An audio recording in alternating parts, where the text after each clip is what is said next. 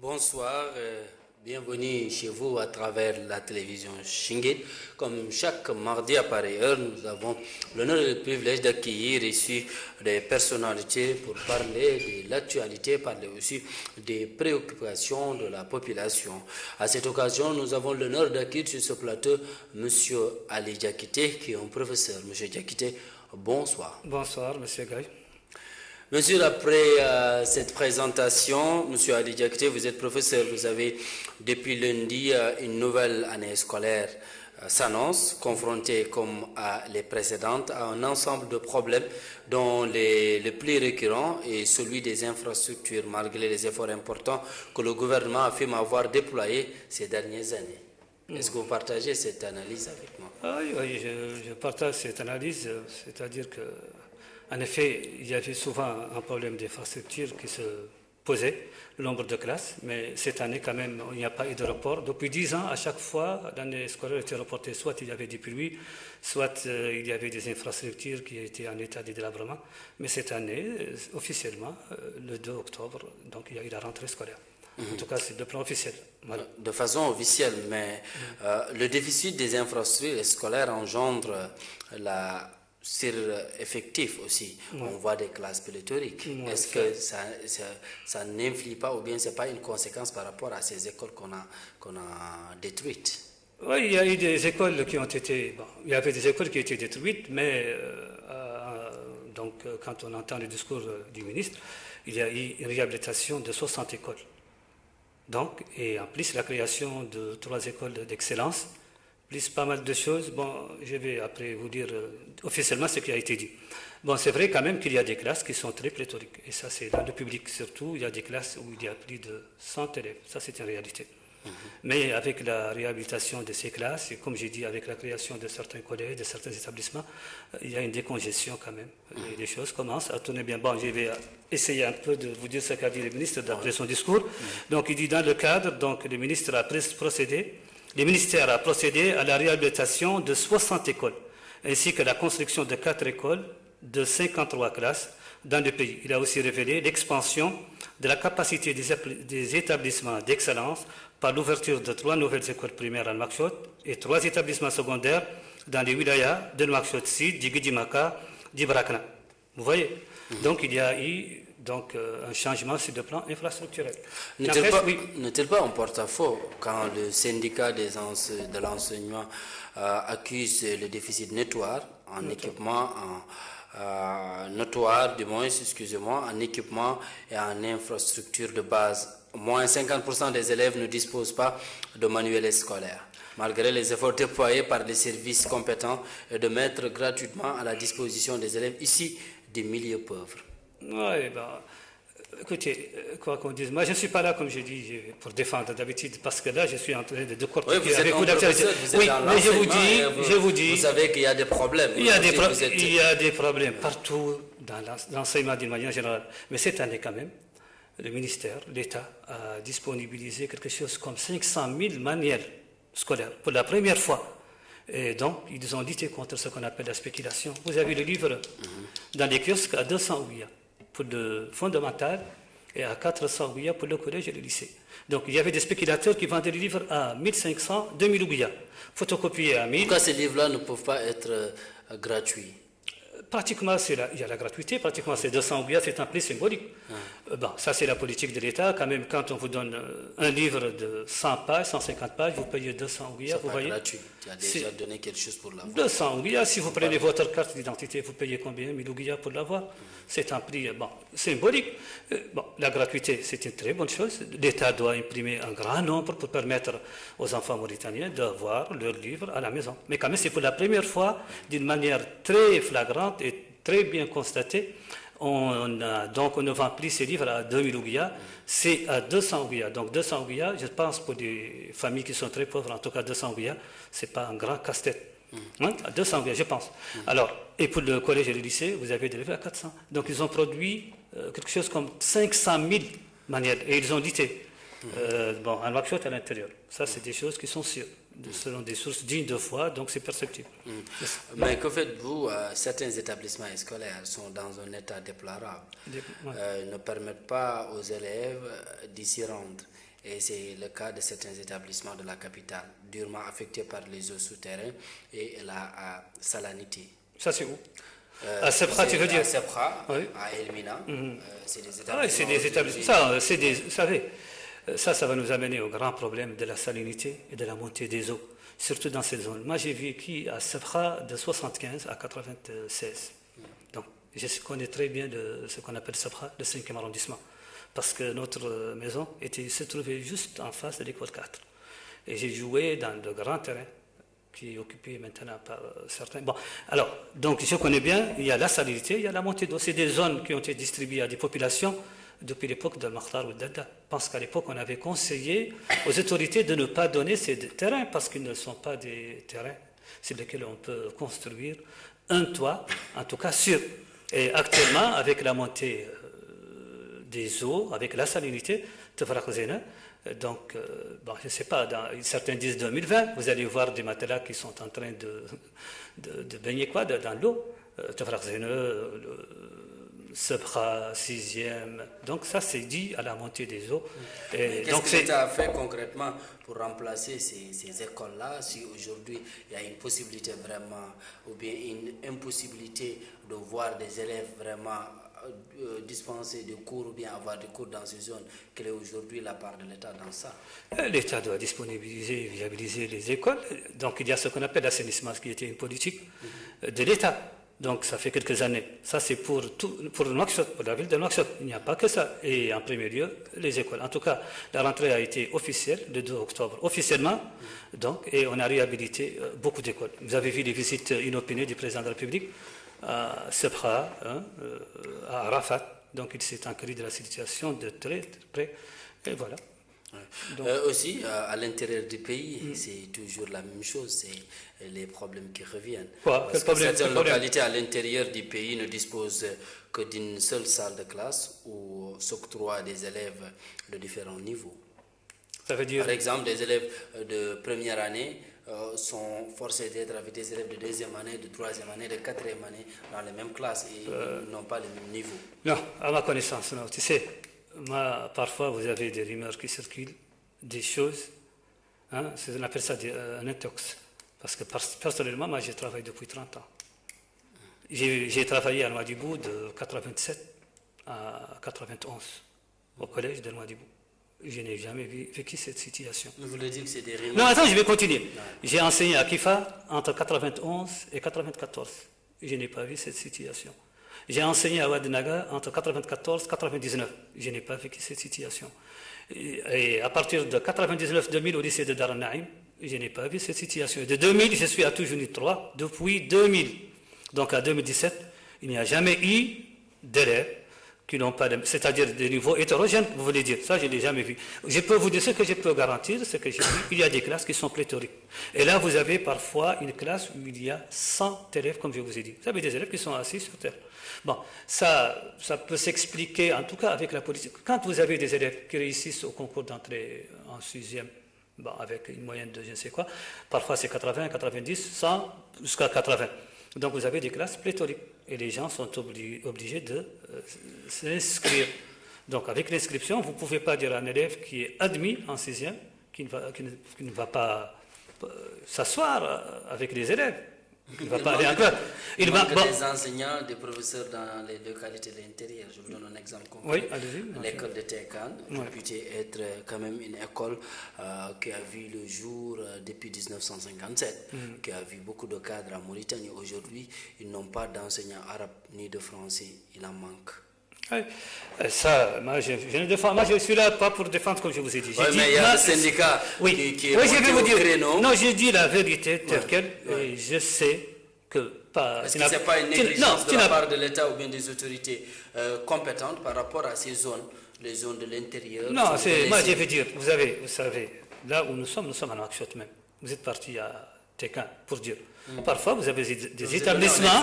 Oui, mais il y a des établissements qui manquent de professeurs. Donc, je sais qu'il y a beaucoup de professeurs qui sont allés à la retraite. Ça, il faut le dire, parce qu'ils ont commencé à servir à partir de 1980. Vous avez 35 ans de service, donc il faut qu'il y ait une relève. Et donc, ça fait que même, donc, quand l'école ouvre ses portes, à partir du 2, Hein, le 2 octobre, officiellement, l'école est ouverte. Mais le mouvement, c'est-à-dire les affectations, ne sont pas déjà faites pour beaucoup de professeurs. Donc, peut-être des sortants, oui, mais après, il y a un mouvement. De même, il y a ce qu'on appelle les contractuels. Et généralement, le contrat est signé à partir de novembre. Donc, le mois d'octobre. Une minute. L'État a refusé de les reconduire. Non. Donc, je vous dis, moi, je vous dis ce que je sais. Alors, donc, il y a des contractuels. À partir de la fin d'octobre, début novembre, le contrat est signé. On prend des contractuels. Et là, il faut pallier aux insuffisances. On les affecte en action, on les affecte à l'intérieur. Et donc, ça, c'est une chose. Vous dites qu'ils n'ont pas été reconduits. L'année passée, non. Moi, j'ai avec moi, au collège où j'enseigne, un contractuel, il a été reconduit. Pas au début de l'année. Actuellement, par exemple, on est le 3, n'est-ce pas, octobre. Mais juste à la fin d'octobre, quand il y a le recrutement des contractuels, certains sont reconduits, il y a certains qui n'ont pas fait exactement comme il se doit leur travail. Moi, je m'appelle, mon directeur m'a dit, l'année passée, il y avait avec moi un contractuel, mais il ne sera pas reconduit quand même. Donc pourquoi voilà. Aussi, par rapport à l'engouement, on a avec les ouvertures, vraiment, il y a des écoles privées qui peinent à avoir leur, si je peux m'exprimer ici, la rentrée était vraiment timide. Oui. Certains qui ont décrit vraiment l'absence des élèves. C'est dû à quoi? Oui, je vais vous le dire. Bon, écoutez, parfois, il ne faut pas quand même penser que si les élèves ne viennent pas à l'école, c'est la responsabilité directement de l'État. Il y a la responsabilité des parents. Il y a la responsabilité des enseignants. La responsabilité de la société. Si vous voulez que l'école commence le 2 octobre, mais vous allez vous préparer à cela, vous allez acheter les fournitures, et le 2 octobre, vous allez dire à vos enfants, vous allez les amener vous-même à l'école dans votre voiture ou à pied. Mais ça, c'est une mentalité du Mauritanien. Bon, cette paresse-là, à chaque fois, on laisse traîner les choses, donc, que ce soit au public ou au privé. Donc on a tendance à dire, la première semaine, il faut attendre, il ne faut pas se presser. En tout cas, moi, je me suis présenté les premiers jours de la rentrée, j'ai pris mon emploi du temps, j'ai les mêmes dans ma poche, là où je suis. Donc, je suis arrivé à temps. Mais il faut comprendre une chose. Dans des écoles, surtout du public, il y a ce qu'on appelle 2 semaines pour l'inscription. Vous avez des élèves qui viennent de débarquer du fondamental. Donc, il faut qu'ils soient inscrits, qu'on leur donne leur carte d'identité scolaire. Entre-temps, ça prend 1 à 2 semaines. Et les emplois du temps, il faudrait le faire compte tenu aussi des professeurs qui seront affectés. Est-ce que vous voyez? Et donc, nous avons un emploi du temps, on donne aux professeurs des emplois du temps et on commence à organiser la rentrée timidement, même au privé. Je me rappelle une école privée, là où il y a juste 4 élèves. Donc, c'est dit à quoi? Parfois même, les élèves entre eux se téléphonent. Est-ce que vous avez fait le premier cours? Non, il y a eu 1, 2, 3. Donc, ils attendent le deuxième jour, la première semaine, puis la deuxième, on fait traîner les choses. Mais ça, c'est la responsabilité de tout le monde. L'État, en premier lieu, parce que c'est ses pouvoirs régaliens. Bon, il a décrété la rentrée le 2 octobre, ça a été fait. Mais la responsabilité des parents, eux-mêmes, de la société, vous, les journalistes, etc., vous devez sensibiliser tout le monde. Il y a des écoles qui sont ouvertes avant le 2, et l'État avait révisé ça en disant qu'en Mauritanie, quelle que soit l'école, on doit ouvrir les classes ensemble. Ça, c'est une bonne décision qui a été prise. Mais cette année, on ne l'a pas fait. Bon, ils ont dit, le ministère de l'Éducation nationale avait dit à l'époque que donc il y aura une seule entrée. Donc une entrée commune pour tous les Mauritaniens. Bon, l'année passée, elle a été respectée. Et cette année, non, c'est vrai que certaines écoles, dites entre guillemets écoles... Les écoles privées. Non, les écoles françaises, non, les écoles privées. Mais c'est des écoles, entre guillemets, qui ne sont pas homologuées avec les écoles françaises. C'est des écoles qui ont une licence, donc, de droit... Et qui font le bac mauritanien. Attendez, le droit d'enseigner ou de dispenser des cours, ou une école privée, comme je te dis. Mais c'est une école qui est en train d'enseigner le programme mauritanien, donc le programme français, je veux dire, à des Mauritaniens. Donc c'est des écoles qui sont là, qui ouvrent juste après le lycée français. C'est de 5 ou 6 ou de 2, je ne sais quoi, une petite différence d'un jour, ils ouvrent. Mais ça, c'est la responsabilité de l'État. Si l'État veut que les écoles ouvrent le 2 octobre, l'État est là, est présent. Donc il ne va pas, aucune école ne peut transgresser, en tout cas, des lois qui sont écrites et quand on veut vraiment les respecter.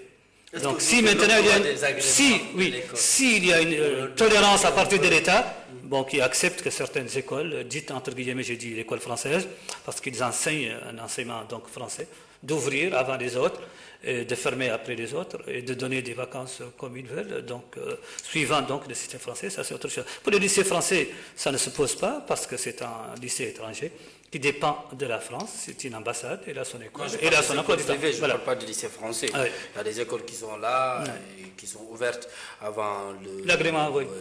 L'agrément. Aujourd'hui, l'octroi des agréments, est-ce que vous trouvez normal aujourd'hui, on le donne à qui on veut, ça pousse comme des champignons les écoles privées en Mauritanie. Aujourd'hui, le public n'a pas vraiment n'a pas un enseignement de qualité. Donc aujourd'hui, quelle est votre perception vraiment, vous qui avez enseigné plus de 30 ans aujourd'hui, quelle est votre expérience? Je veux vous le dire, j'ai enseigné plus de 30 ans, alhamdoulilah, et je n'ai pas d'école privée. Et je vais dire que l'agrément, il y a des conditions. Quand vous remplissez ces conditions au niveau du ministère de l'Éducation nationale, au niveau du ministère de l'Intérieur, donc il y a un communiqué conjoint, il y a des procédures. Je ne parle pas de procédures. Oui, je veux dire des procédures. Un suivi, non, je veux dire, il y a des procédures. L'argent qu'on met en avant, on laisse vraiment cette éducation. Non, donc il y a des procédures à suivre. Quand vous remplissez ces conditions, vous avez votre récépissé. Donc vous avez votre école privée. Mais est-ce que cette école privée est une école républicaine? Est-ce qu'elle enseigne un enseignement mauritanien? Et là, il faut voir les gens qui enseignent dans ces écoles. Tout d'abord, est-ce qu'ils ont les diplômes requis? Est-ce ces enseignants, ont suivi une formation pédagogique, psychologique dans des écoles professionnelles? Non. Parfois, vous avez des gens qui ont des diplômes, parfois des étrangers, qui viennent enseigner dans le privé mauritanien. Est-ce que ce n'est pas discriminatoire? Par exemple, dans des écoles publiques ou bien privées qui n'ont pas vraiment cette possibilité, on dit à ces écoles, on enseigne la philosophie, par exemple, des gens qui vont faire littérature en arabe, et dans ces écoles privées, on les enseigne en français. Est-ce que ce n'est pas discriminatoire? Discriminatoire, ça c'est, si je te dis, ce sont les pouvoirs régaliens de l'État, du régime. Donc c'est l'État qui doit veiller à ce qui se passe. Moi je pense que la philosophie est enseignée ici, dans les écoles privées, toutes les écoles privées, à ma connaissance, en arabe. L'histoire-géographie est enseignée en arabe. La philosophie. Pas dans les écoles privées. Les écoles privées, non. Je vais dire, attendez, les écoles privées qui adoptent un système d'enseignement mauritanien. Dans le programme mauritanien, c'est clair, après la réforme de 1999, en avril 1999, donc à partir de ce moment, l'histoire-géographie est enseignée en arabe. La philosophie en arabe et l'instruction civique et religieuse en arabe. Maintenant, il y a l'anglais, il y a le français. Est-ce que vous voyez, ça c'est pour les filières, donc on appelle ça les littéraires, quoi. Vous voyez. Maintenant, dans les écoles, comme je t'ai dit, dites écoles françaises, entre guillemets, on se permet donc d'enseigner la philosophie en français, d'enseigner l'histoire-géographie en français et pas aussi l'histoire de la Mauritanie. On va vous parler de la révolution de 1789, on va vous parler de Napoléon Bonaparte, on va vous parler de... Voilà, vous voyez ce que je veux dire? Donc on va vous enseigner donc l'instruction civique française. Et vous allez apprendre la Marseillaise aussi. Et parfois, vous avez des poèmes blasphématoires que vous allez réciter par cœur aussi. Voilà. Aujourd'hui, comme vous l'avez si bien dit, au moment où on dit... aujourd'hui, en Mauritanie, quand tu n'es pas un gros bonnet, tu n'as pas droit à l'enseignement. Partagez-vous cet avis? Ça veut dire quoi? Ça veut dire qu'aujourd'hui, dans les écoles privées, tu as de l'argent. Les gens qui n'ont pas d'argent, on le déverse dans les écoles publiques où il n'y a pas d'enseignement. Écoutez, moi je pense, il faut être très sincère. Vos enfants sont à l'école publique? Je vais vous dire la vérité, Inch'Allah. Moi je pense que le problème de l'école privée et l'école publique, moi je me rappelle d'un ministre de l'Éducation, et c'est l'actuel directeur du cabinet du président de la République, lui-même, il avait ses enfants à Jedida. Le temps où Ahmed Bahia, donc, était ministre de l'Éducation nationale, il avait ses élèves à Jedida. Moi, mes élèves, donc, dans une école, dans un lycée public.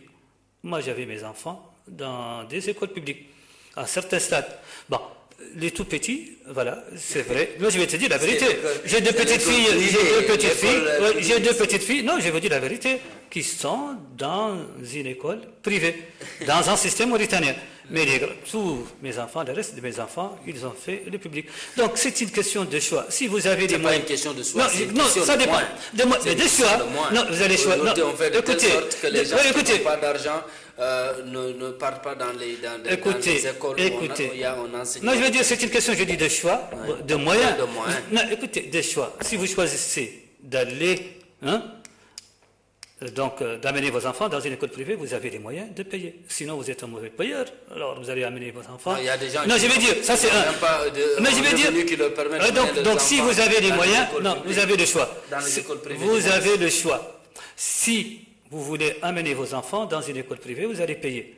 Maintenant, il y a certains professeurs, certains cadres, qui n'amènent pas leurs enfants dans une école privée. Ils ne croient même pas à l'école privée. Ils pensent... Je vais te parler, laisse-moi parler. Non, je te dis, il y a des gens qui n'amènent pas leurs enfants dans des écoles privées. Mais qu'est-ce qu'ils font? Ils les amènent dans des écoles publiques. Et il y a un soutien, un suivi à la maison. Il y a un professeur qui enseigne à domicile et qui suit ce qui se passe à l'école publique. Soit il leur enseigne le programme directement.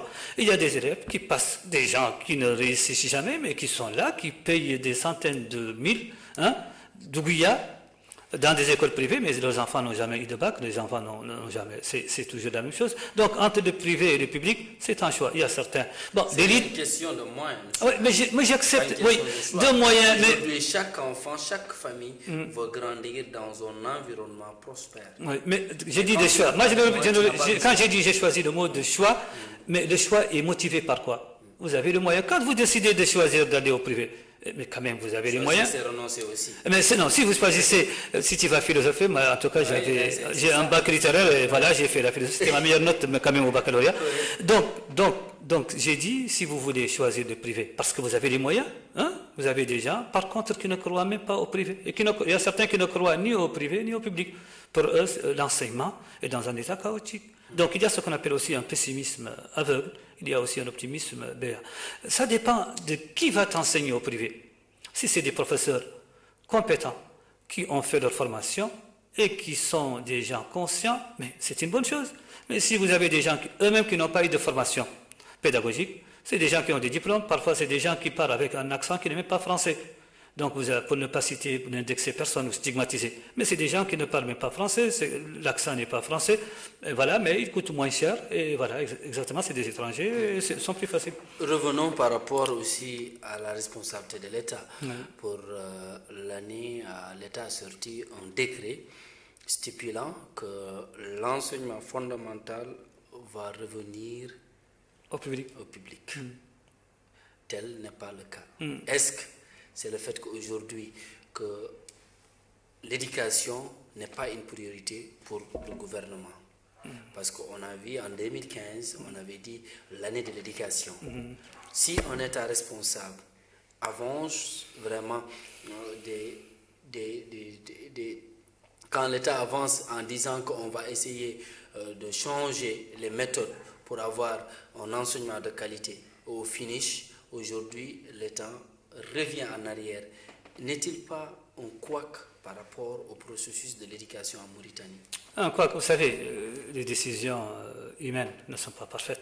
Moi, je me rappelle. Mais écoutez, quand vous posez une question, quand vous me posez une question, vous allez me laisser répondre à la question, et puis vous me reposez la question. Ou bien vous posez votre série de questions, amicalement, je les reçois. Moi, je vais dire la vérité. Quand un État dit qu'à partir de l'année prochaine, ça c'est le ministère qui l'a dit, à partir de l'année prochaine, donc, le fondamental, donc, sera dans les mains du public. C'est-à-dire, c'est l'État qui va se charger. C'est une décision qui a été prise en fin d'année scolaire.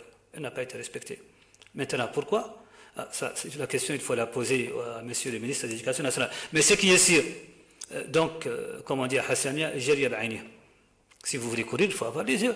Quand vous décidez de prendre tout, donc, le fondamental, l'enseignement fondamental, vous le prenez en charge. Il faut avoir l'infrastructure de base. Il faut construire énormément d'écoles pour pouvoir. Oui, écoutez. Non, attendez. Mais je termine. Pour pouvoir absorber ce flux d'élèves. Parce que, quand même, le privé joue un rôle aussi très important. que ce soit dans l'emploi, que ce soit aussi dans l'absorption de beaucoup d'élèves. Donc, si vous dites, à partir de cette année, 2017-2018, donc le public, le fondamental sera dans les mains du public, est-ce que vous avez le nombre d'écoles suffisant? Donc, c'est une décision qui a été prise, mais quand vous regardez, si elle n'est pas applicable, vous revenez sur votre décision. Mais si vous posez... Est-ce qu'on était responsable pour dire ça? L'enseignement, vraiment des piliers du développement. Une des piliers du développement. Si aujourd'hui, l'enseignement est un pilier du développement. Aujourd'hui, on revient en arrière pour essayer de dire c'est parce que ce n'est pas applicable. Est-ce que l'État devait prévoir cela? Oui, bien sûr. Bon, prévoir, c'est gouverner, gouverner, c'est prévoir. Donc ça, c'est la politique de l'État. Quand vous allez prendre des décisions, il faut l'étudier. Il y a ce qu'on appelle le court, il y a ce qu'on appelle le moyen et ce qu'on appelle le long terme. Si vous décidez de prendre même la première année, la deuxième année, parce que les gens du privé avaient demandé quand même à l'État de prendre la première année, la deuxième. Donc, et tout. Bon, il y avait une politique, en tout cas, qui était très bonne derrière la décision. Parce que moi, j'ai en tout cas approuvé, je vais vous dire aussi pourquoi. Mais elle n'a pas été appliquée. Bon, faute de moyens ou renoncer. Voilà, c'est pas une négligence aussi. Non, c'est pas une négligence, c'est sûr, parce que quand même, le président suisse, si c'est le ministre de l'Éducation qui l'avait dit à l'époque, qu'il va prendre le fondamental, le président est là. Donc, est-ce que c'est utopique ou ce n'est pas applicable? Est-ce que vous voyez? Donc, il faut donc faire un programme, il faut programmer quand même. Il y a une programmation à faire sur le moyen, sur le court, moyen et long terme. Donc, il ne faut pas prendre une décision qui n'est pas applicable. Vous voyez? Oui, sur l'éducation, aujourd'hui, l'absence aussi des promotions. Est-ce que vous avez eu une promotion? Vous avez fait quand même plus de 30 ans d'enseignement. Oui, ça, vous me posez une question. En tout cas, moi, j'ai quand même un franc-parler, je ne vais pas me cacher. Ça fait 30 ans quand même que j'enseigne. Les promotions, parfois, on se pose la question, est-ce qu'il n'y a pas de personnes qui sont sur la liste noire? Est-ce qu'il y a des personnes qu'aucun régime ne pourra donc promouvoir? C'est des gens qui doivent rester, depuis qu'ils ont commencé à enseigner, plus de 30 ans, ils doivent avoir la clé toujours dans les doigts. En tout cas, c'est un métier très noble. En tout cas, moi, j'ai choisi l'enseignement. Mais quand même, il faut reconnaître quand même qu'il doit y avoir une promotion. Parce que depuis 1987, pour beaucoup de professeurs qui ont 30 ans, 25 ans, 31 ans, et qui sont là, en classe, en train d'enseigner.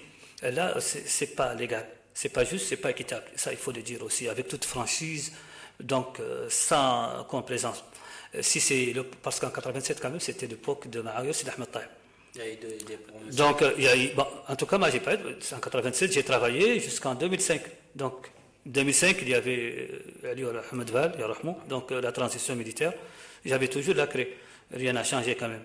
Et pour la première fois, pour être très franc, c'est quand l'actuel directeur du cabinet du président de la République était à la tête donc, du département de l'enseignement, donc secrétaire d'État. Donc, j'ai eu une promotion, c'est directeur des études chargé de cours. Ouais, donc la promotion, c'est chargé de cours. Je continue à enseigner. Oui. Donc, et j'ai cette indemnité, de 10 000 ouguiyas parce que je suis chargé de cours. Pour les promotions, donc moi je pense, dans un système, c'est pas bon. Notre département, c'est l'enseignement. Il y a d'autres départements, il y a la santé, il y a autre chose. Mais quand même, il y a ce qu'on appelle des promotions internes qui doivent être automatiques. Si vous travaillez pendant 10 ans, pendant 20 ans, mais quand même, il faut qu'il y ait une promotion. Si vous valez quelque chose quand même pendant ce travail, l'ancienneté et tout, vous devez mériter. Si vous ne méritez rien, franchement, on ne doit pas vous laisser continuer, vous laisser en train d'enseigner ou continuer à enseigner, donc, alors que vous n'avez pas ces capacités, vous n'êtes pas compétent. Donc, je vais vous dire, donc, il doit y avoir une promotion, avec transparence. Donc, quand il y a une certaine ancienneté, je vais vous dire, je termine. Oui, je lance un appel au président de la République. Ministre de l'Éducation et donc au gouvernement. Quand quelqu'un enseigne pendant 30 ans, celui-là, quand même, il mérite d'être promu. Quand même, quand vous commencez à l'âge de 22 ans, comme moi, d'enseigner à l'âge de 22 ans, et 6 mois à peu près, vous avez la clé. Vous faites 30 ans, vous êtes toujours avec la clé. Vous avez des élèves, je me rappelle en 2009, donc il y avait un élève que j'ai enseigné à Kifa en 1991, qui a enseigné avec moi, donc il est resté avec moi pendant des années, on enseignait. Et parfois, il avait un emploi du temps moins allégé que moi. Parce que quand même, le français, quand vous l'enseignez, c'est sollicité. Et vous voyez. Donc, moi, je pense qu'il doit y avoir une promotion des critères le ministre en a parlé, mais il faut l'appliquer. Des critères de transparence. Vous méritez d'être promis, c'est automatique. Ce n'est pas un poste politique, ce n'est pas un ministère, ce n'est pas une direction centrale. Parce qu'il y a aussi des postes politiques selon votre... Bon, ce que vous voyez. Donc on peut vous donner appartenance politique, ou bien, ça dépend, vous êtes ministrable, donc vous méritez d'être ministre parce que vous avez quand même derrière vous un réservoir électoral, ou parce que vous... Est-ce que vous voyez? Alors, maintenant, il y a des promotions qui ne dépendent pas de cela, parce que c'est des promotions internes, méritoires. Donc, vous avez fait 15 ans, 20 ans avec un travail sérieux, des notes qui sont là, mais automatiquement, vous avez votre promotion. Chef d'établissement, je ne sais quoi. Alors, est-ce que vous voyez ce que j'ai dit? Donc là, il doit... l'amour d'enseigner. Ah, bien sûr. Moi, je vais continuer. Inch'Allah, j'ai l'amour d'enseigner, mais ça ne veut pas dire que je ne veux pas avoir une promotion. Vous pouvez être promis et en même temps enseigner, même si vous êtes ministre. Vous êtes Premier ministre, vous pouvez avoir 6 heures ou je ne sais pas, quelque part, ça dépend de votre statut quand même. L'enseignement, c'est une mission noble. Le prophète, quand même, قال إنما بعثت معلما. Donc, c'est la meilleure, c'est le meilleur métier. Mais bon, dans une société quand même qui est matérialiste, on pense plus, on regarde... En conclusion, oui. quelle est les pistes, ou bien quelles sont les pistes de solutions que vous préconisez en tant que quelqu'un qui a enseigné plus de 30 ans, qui a fait beaucoup de contrées en Mauritanie? Qu'est-ce que vous proposez? Comme quoi? Pourquoi? Pour qu'aujourd'hui l'enseignement soit comme dans le temps. Ah, dans le temps. Bon, il faut avoir les mêmes élèves dans le temps. Bon, je pense que... voilà. Les élèves, c'est par rapport à ces enseignants. Oui, mais je pense... Si tu n'as pas un bon enseignant... Oui, mais je sais que quand même, il y a un problème qui se pose. C'est le problème linguistique. C'est la langue. Vous voulez être juriste.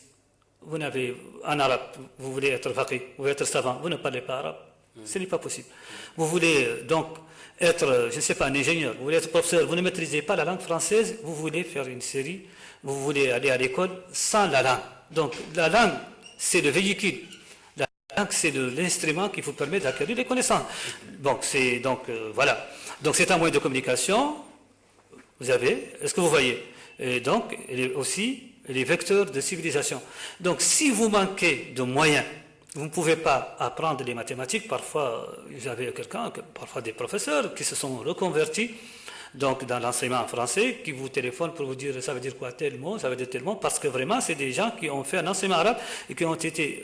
Donc, il y a une reconversion pour enseigner des matières scientifiques. Il faut avoir le bagage. Donc, moi, je pense qu'il faut insister sur l'apprentissage des langues, que ce soit le français, l'anglais, l'arabe. Donc, si vous maîtrisez la langue véhiculaire du savoir, vous pouvez apprendre ce que vous voulez. Mais tant qu'il y a un blocage, vous ne pouvez pas apprendre des mathématiques, il y a des notions abstraites en sciences, en économie, parce que parfois j'ai des élèves qui font l'université, en première année, deuxième, je les suis. Donc, vous voyez, parfois, ils ont des problèmes de comprendre. Donc, de quoi s'agit-il dans un énoncé? Voilà. Donc on va fermer la page éducation. Puisque vous êtes un brillant analyste politique et vous aimez la politique, on va essayer vraiment. La crise en Mauritanie est latente et persiste. Aujourd'hui, quelle est votre perception de l'atmosphère politique en Mauritanie? C'est une atmosphère qui est très lourde. Et il est dit aussi, cette atmosphère très lourde, aussi il est dit à ce manque de confiance et à ce scepticisme. Vous avez, si vous voulez, un apartheid de fait. Vous avez un fossé abyssal entre la majorité et l'opposition.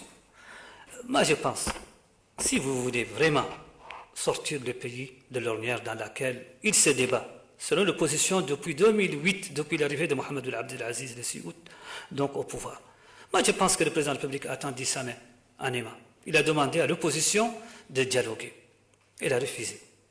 Donc, sans préalable. Sans préalable, sans condition. Ouais. À l'époque, le président de la République a tendu sa main en aimant. Il dit qu'il est prêt pour un dialogue. Il a lancé un appel. Il a dit, moi j'ai écouté son discours, il a dit aussi dans les palais du Congrès, à la fin des journées de dialogue, que sa main reste tendue à l'opposition. Le Premier ministre Yahya al-Haddamid a dit qu'il ouvre son cœur. Les cœurs sont ouverts. À l'époque, Mohamed Lakraf, M. Dialogue aussi dit qu'il est prêt sans condition. Qu'est-ce qui empêche l'opposition de s'asseoir avec cette majorité et d'écouter c'est qu'elle veut. Si c'est faux, ils n'ont qu'à, je ne sais pas, prendre la table, mettre cette table. Mais quand même, il faut que vous... Quand vous participez à ces rencontres, à ces appels, vous crédibilisez vraiment ces rencontres. Et eux, ils ne vont pas vraiment être giflés en 2011 et revenir ici. Ça, c'est les accords, ça c'est un cauchemar de Dakar. Écoutez, giflés, moi j'ai entendu l'ex-premier ministre Mohamed Ouakif dire qu'ils sont entre deux choses, se marginaliser ou se ridiculiser. Non, non, non, vous faites de la politique. On ne va pas vous donner le pouvoir. Abdelaziz, il dit qu'il a sauvé la Mauritanie 2 fois, en 2005, en 2008. Vous pensez qu'il va vous donner le pouvoir sur un plateau d'or? Vous vous trompez. Sur un plateau d'argent? Vous vous trompez. Un plateau de bronze même? Vous vous trompez. Il faut que ces gens-là frottent et liment leur cervelle contre celle d'autrui. Abdelaziz, c'est la clé de la solution. C'est lui qui dirige. Un changement anticonstitutionnel en 2008. 2 élections, la première avec 53%. La deuxième avec un plébiscite. C'est lui qui dirige. Le pouvoir, il est en fin de mandat, 20 mois à peu près. Mais si vous l'ignorez, qui va vous donner la solution? Son Premier ministre, ce n'est pas possible. Les ministres, ce n'est pas possible. C'est le chef. Donc, quand il vous tend la main, asseyez-vous, acceptez. Acceptez et préparez-vous à l'élection de 2019, au dialogue. Comme le disait Molière au XVIIe siècle, il faut frotter et limer sa cervelle contre celle d'autrui. Si vous ne voulez pas discuter, vous asseoir avec les gens, restez là-bas. En 2019, si vous boycottez les élections, c'est un nouveau président qui sera là. Et c'est sûr que ce n'est pas Ould Abdelaziz. Donc vous allez mordre. Je suis sûr. Mais moi, je pense. Après Abdelaziz, il y a un candidat potentiel. Oui, mais je vais vous dire, mais comment? Écoutez, Ould Abdelaziz, quand il a voulu changer l'hymne national, quand il a donc interprété l'article 38 pour permettre la suppression. Contester. Oui, c'est une bataille juridique. Non, écoutez, c'est une bataille juridique. Certains ont dit oui, j'ai déjà expliqué ça dans une émission. Certains ont dit oui, on va parler de candidats potentiels. Certains ont dit non. Mais quand même, il n'a pas pu donc imposer l'hymne national, ni supprimer le Sénat. Il pouvait donc utiliser des ordonnances. Non, attends, non, je refuse. Donc, attendez. Il pouvait utiliser des ordonnances constitutionnelles. Macron, quand il est ministre de l'économie, quand on a refusé son projet de loi devant le Parlement français, devant les élus français, qu'est-ce qu'il a fait? Il y avait une ordonnance constitutionnelle. Ordonnance, je dis bien, et il a fait passer son projet, le projet du Premier ministre, devant les élus français. Donc, contre leur gré, par une ordonnance constitutionnelle. Moi, je pense que Abdelaziz, quand il choisit d'aller voir le peuple, le référendum, moi, c'est un baromètre. Je vais donner la parole. Non, oui, je sais. Le référendum est un baromètre. Ça vous permet quand même d'avoir un bain de foule. Vous allez savoir votre véritable poids. Vous avez peur de quoi? D'avoir 15%, 10%. Et j'ai salué la décision courageuse de Ould Battah. Quand même, la convergence. Elle est là, elle a accepté de jouer, de venir, de participer à l'élection. Il n'a qu'à critiquer. Il a reconnu le résultat de la CENI, il dit qu'il y a eu des fraudes. Les fraudes, c'est même en Europe. Il y a des fraudes, il y a partout. Il y a du flou. Il y a des présidents de la République qui font des bêtises pendant leur exercice en Europe. Mais quand ils ne sont plus dans la présidence, vous voyez les dossiers qu'on fait sortir. Que ce soit, je ne sais pas, Sarkozy, que ce soit Hollande, et vous voyez Madame Le Pen qui était candidate elle aussi, et son dossier est pendant. Vous voyez, moi je pense, et c'est ma propre conviction. Donc, il faut dialoguer. Ould Abdelaziz ne peut pas. Donc, quand il arrive à changer l'hymne national, à supprimer le Sénat, pas le billet du peuple, contester, on va discuter si vous voulez.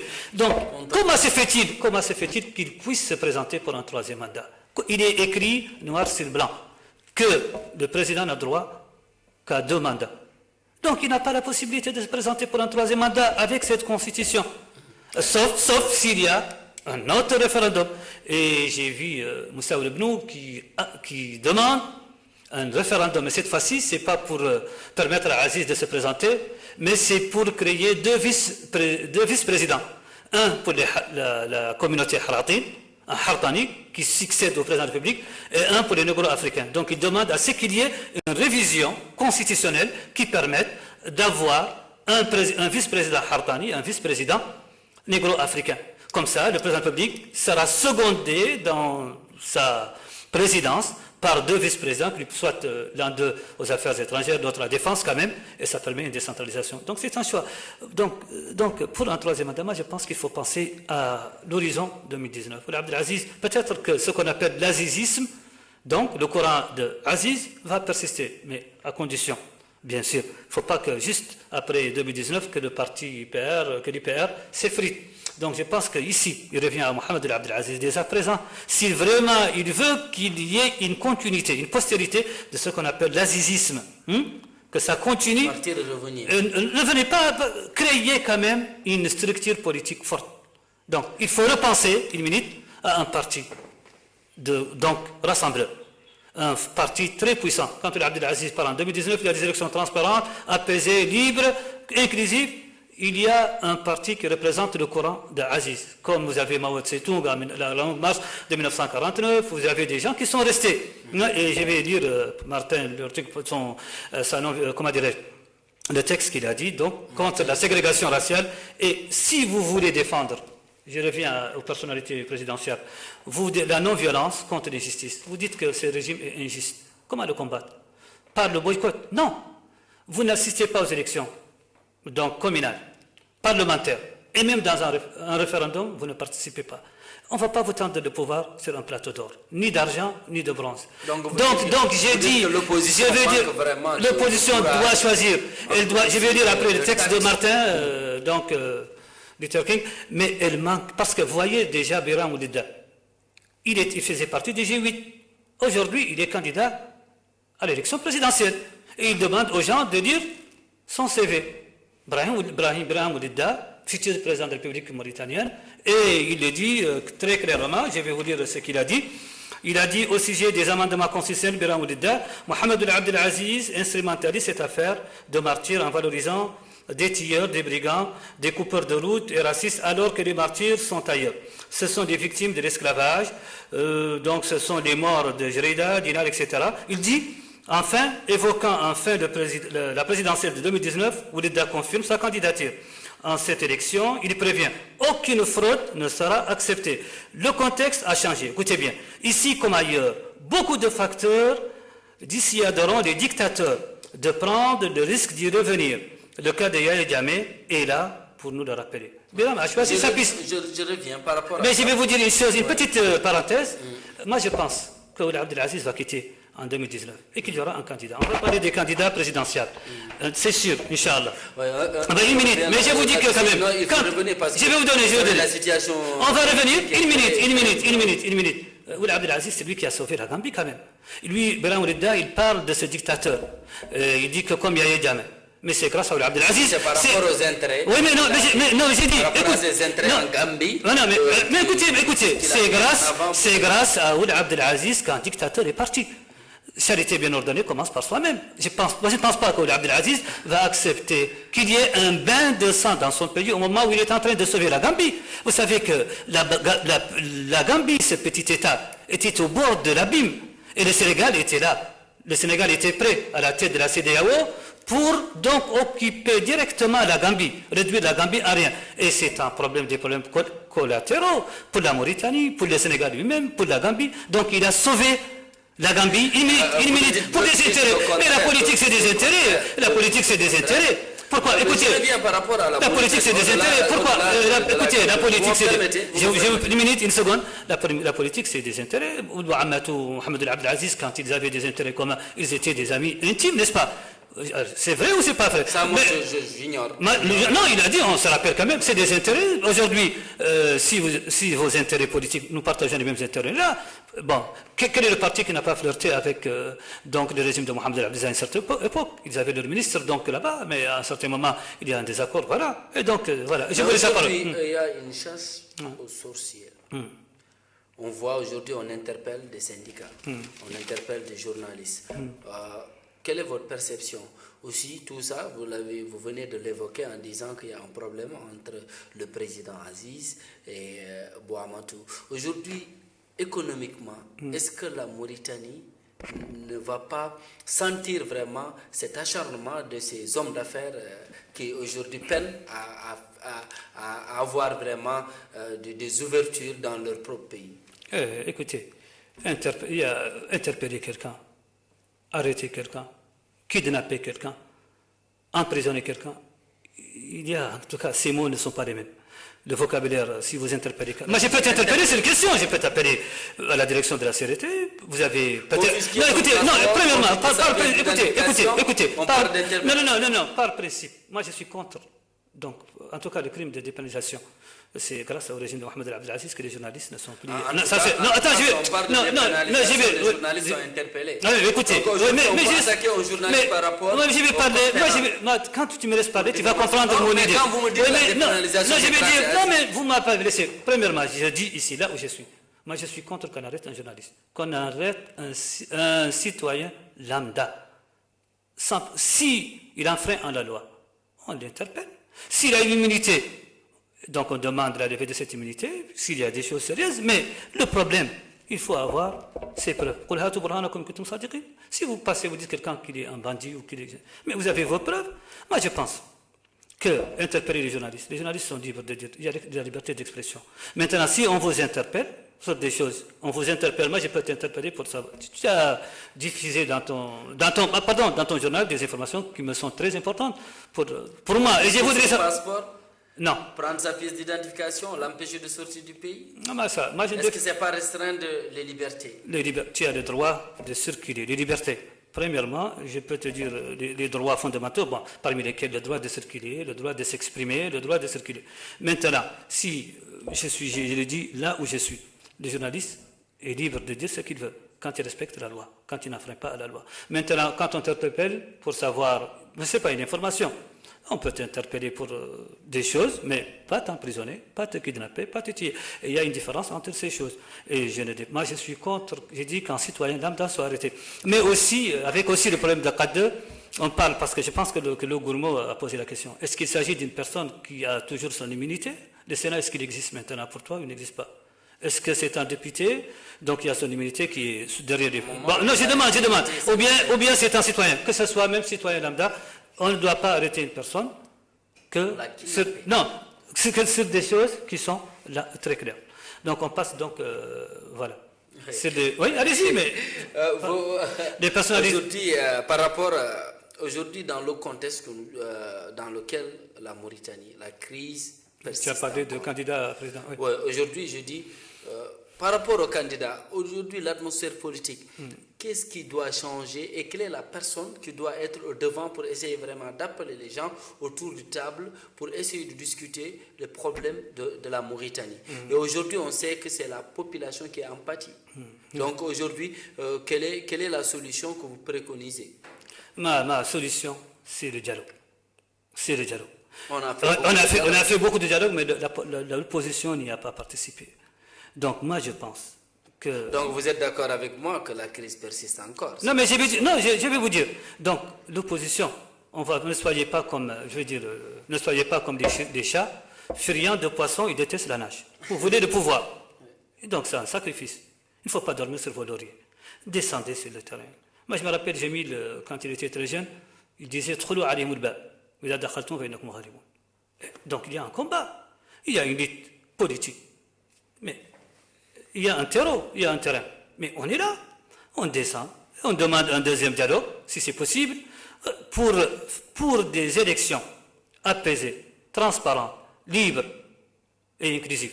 Ils ne vont pas dialoguer dans la mesure où vraiment il y a un appareil répressif qui est là. Répressif où? Moi, écoutez, répressif, écoutez. Aujourd'hui, des personnalités qui ont eu vraiment des... Répressif, est-ce qu'il y a... Moi, je vous dis une chose.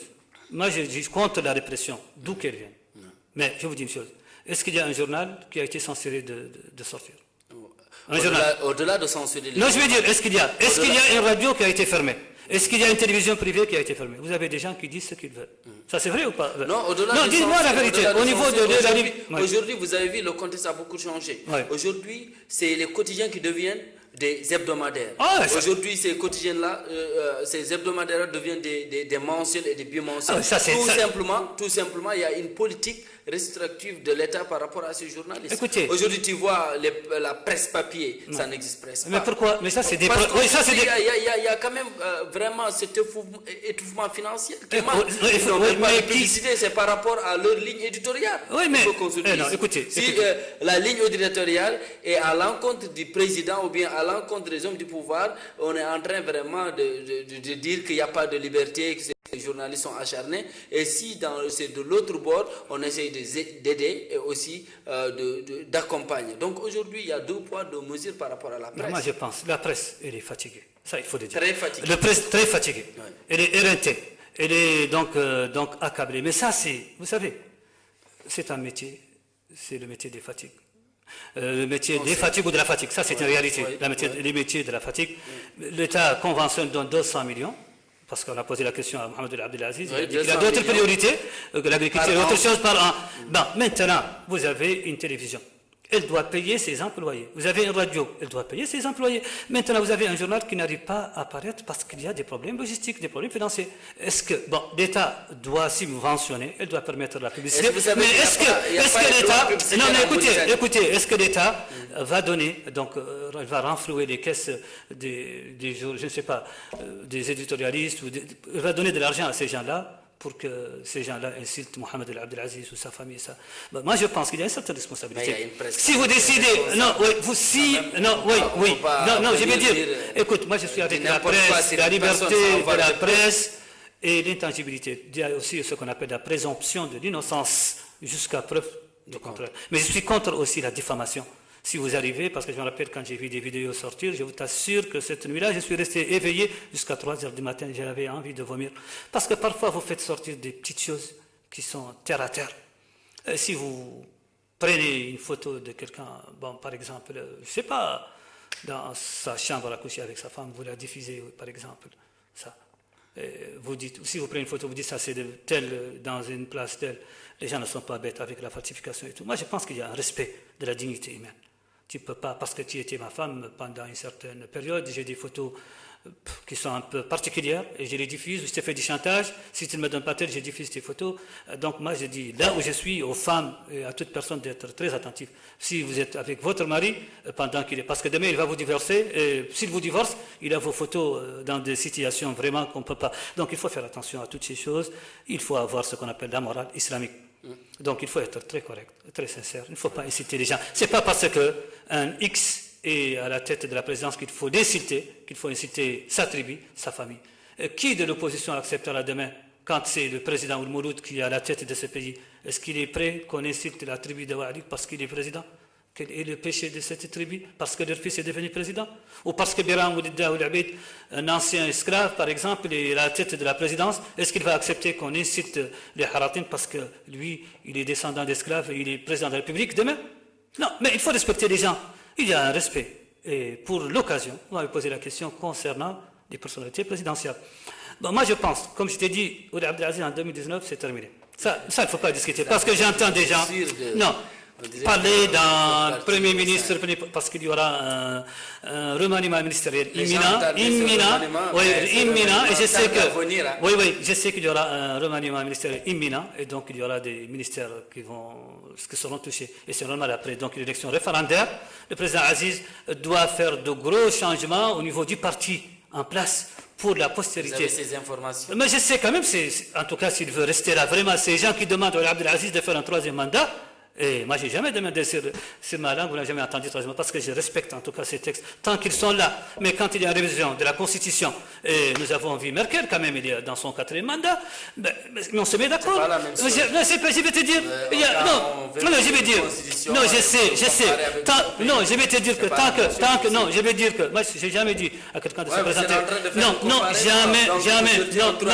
Non, j'ai pas. Non, justement, je ne l'ai jamais dit.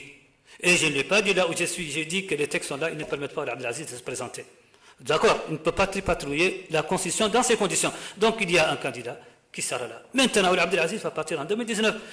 Il faut chercher quelqu'un qui puisse remplacer Mohamed El Abdelaziz pour sa majorité. Et Abdelaziz doit créer un parti fort après lui. Donc quand il sera pris aux commandes, il doit créer un parti très fort. Et il y aura aussi un régime, un gouvernement très puissant dans cette période, parce que c'est une période qui est donc préparatoire. Donc c'est une période qui va préparer les élections 2019. Donc une équipe gouvernementale sur des bases, des technocrates, des jeunes, hein, vous voyez, des gens de la société civile, des chefs, pourquoi pas tendre la main à certains partis politiques s'ils veulent intégrer et travailler sur un grand parti. Donc un parti rassembleur qui rassemble les Mauritaniens. Si des personnalités de l'opposition veulent intégrer ce parti, qu'ils l'intègrent. S'ils veulent aller en ordre dispersé, Biram Oulida, il est déjà candidat. Il faut lire son CV. Donc si l'opposition veut suivre Biram, ça sera le candidat de l'opposition, on le prépare pour 2019. De l'autre côté, la majorité doit chercher un candidat. Donc il y a des personnalités présidentielles, on en parle, bon, voilà. Nous sommes presque au terme de l'émission, je vous donne le dernier mot pour se dire au revoir. Oui. Donc le dernier mot, c'est j'appelle la majorité, j'appelle l'opposition, j'appelle le peuple de Mauritanie, j'appelle tous ces gens à se réunir, à s'asseoir. Nous sommes des frères, nous avons cette paix, cet islam qui nous unit. On ne peut pas être comme les autres. Donc nous avons une spécificité, s'asseoir, dialoguer. Et quand Allah subhanahu wa ta'ala a envoyé Moussa, Moïse et Aaron, donc c'est Pharaon, il a dit dites-lui une parole douce pour qu'il se rappelle et qu'il ait peur d'Allah. Donc discutez avec Abdelaziz, c'est lui qui détient la solution. Il est là donc jusqu'à 2019. Si l'opposition veut rester, elle veut hiberner jusqu'à 2019 et sortir, je ne sais pas si les conditions seront propices pour qu'elle puisse... Donc elle doit se préparer dès à présent, choisir son candidat. Unique, si elle veut, c'est une bonne chose, de même, et voilà. Merci beaucoup, monsieur le professeur Ali Diakité. C'est toujours un plaisir de vous accueillir ici à la télévision Swingit, où aujourd'hui nous avons parlé de l'éducation de façon générale et aussi de la crise politique en Mauritanie. Madame, mademoiselle, messieurs, merci de nous recevoir chez vous à travers la télévision Swingit. Merci aux techniciens. Nous vous disons au revoir et à la prochaine avec d'autres invités. Bye bye.